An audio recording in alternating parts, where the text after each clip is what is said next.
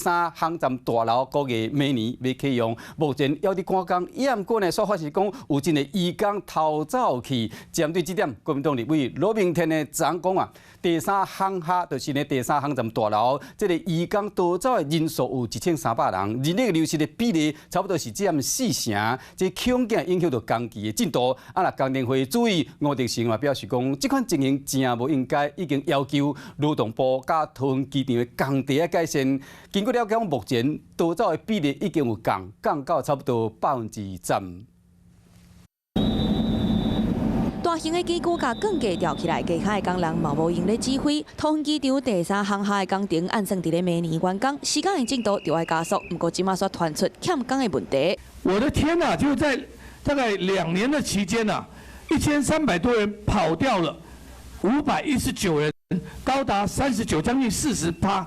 日头真炎，工人伫咧钢架中行来行去真细腻，边仔的人员嘛无用咧锁螺丝、顶气泵。不过逃走的移工人数愈来愈多，就惊无法度如期来完工。根据了解，原本桃园机场有1300外的移工，是当时行政院协助来引进，即马逃走的人数是519个，损失占4成左右。